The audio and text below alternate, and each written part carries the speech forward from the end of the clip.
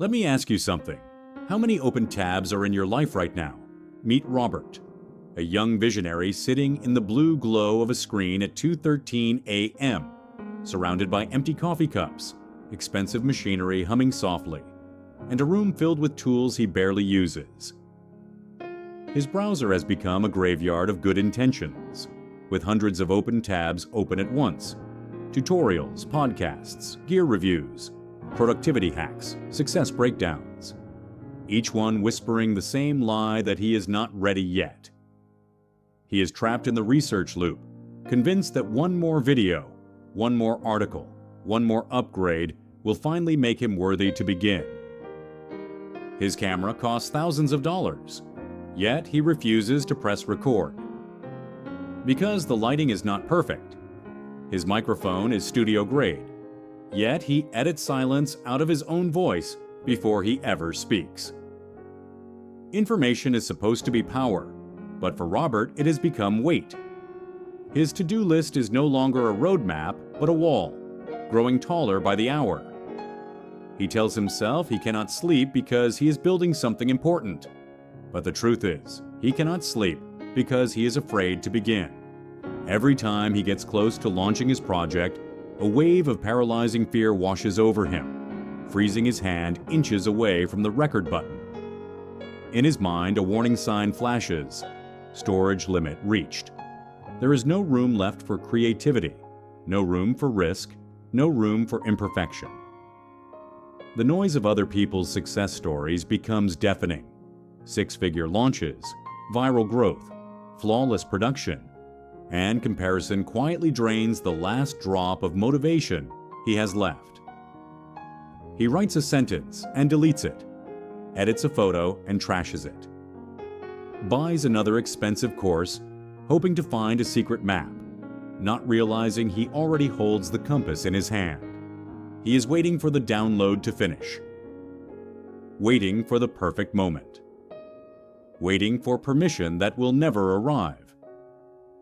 Exhaustion eventually overtakes him, not from hard work, but from the mental gymnastics of trying to solve problems that have not even happened yet. That night he dreams he is climbing a mountain, but instead of carrying supplies, he carries the entire internet on his back.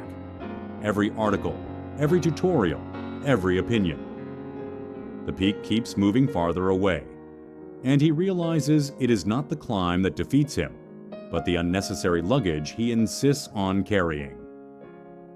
He wakes with a gasp as a vibration cuts through the silence. A message arrives from an old friend named Sam.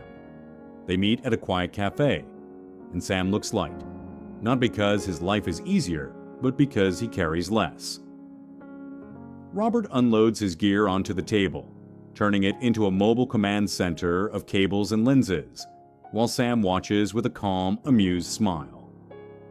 Then Sam pulls out an old phone, cracked and worn, and casually captures a simple moment without adjusting settings or obsessing over lighting. Robert stares in disbelief and asks how Sam reaches millions with such outdated tools.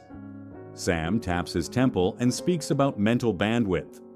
He explains that Robert is trying to solve the economic problems of the next decade before he has even started today.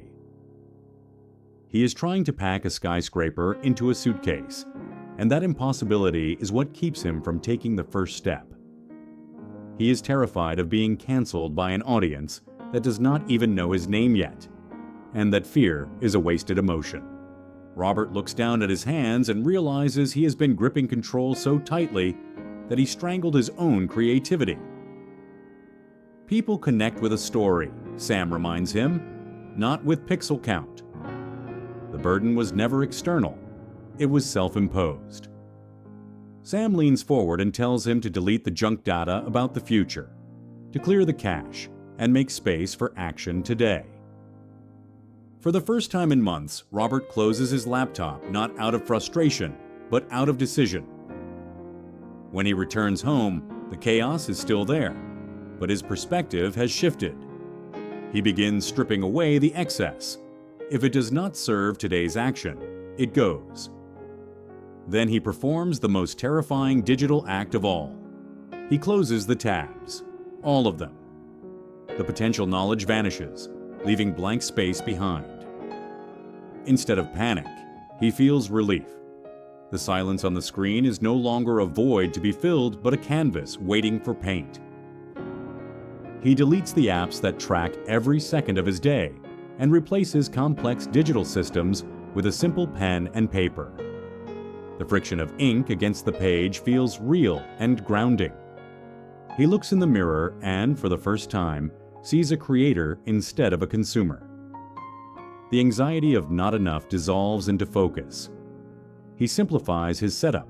No fancy lights, no complex rigs, just a camera and the truth illuminated by the sun outside. The old warning signal flickers one last time, but, finding no fear to feed on, fades away. The record button is no longer a judge waiting to sentence him. It is an open door inviting him to walk through. He sits down, does not check the audio levels 3 times, and trusts that his voice is loud enough to be heard. He presses record. Nothing catastrophic happens. The world does not collapse. There is only the quiet hum of creation. He speaks not as an expert, but as a human being sharing a journey, and the words flow without the need for perfection. He edits simply, publishes, and walks away instead of refreshing the page obsessively, because he understands that the act of creation itself was the victory. He steps outside, and the air feels lighter. Yesterday, he was a prisoner of preparation. Today, he is free because he chose to do less. He sees Sam in the distance, and they share a knowing look without needing words. Robert's work is imperfect, raw, and grainy, but it has a heartbeat that the polished 4K videos never had. Here is the truth. The storage limit of your soul is not fixed. You fill it with worry, or you clear it for what matters. We think we need more RAM, more hard drives, more tools, but most of the time we simply need the courage to be empty. Creativity is a flow, not a stock. If you try to dam the river to save water, you create a swamp. If you hoard ideas like dragon's gold, they decay in the dark. Spend them, and more will come. Robert continues to create, not for the algorithm, but for the joy of expression, and the audience finds him not because of production value, but because of authenticity. He deletes his 5-year plans, realizing the only time he can truly inhabit is now. He reaches the peak not by carrying more, but by climbing light, and the city below is filled with people rushing to fill their storage, unaware that they are drowning in preparation. Look at the stars. They do not worry about shining. They simply burn. That is enough. Robert sleeps deeply now, free from error messages and overload warnings. And when the sun rises, the storage space has been reset. Possibilities are endless for those who travel light. We have witnessed a transformation from digital hoarder to mindful creator, from paralyzing fear to liberating action. Your soul does not run out of space for the present moment. It only runs out of space when you try to store the future. If you are stuck in the loop, close the tabs, delete the clutter, and trust that you are enough. Find a mentor who values simplicity and a friend who reminds you that perspective matters more than equipment. Do not let fear fill your storage. Keep your mind empty, keep your heart full, and just start.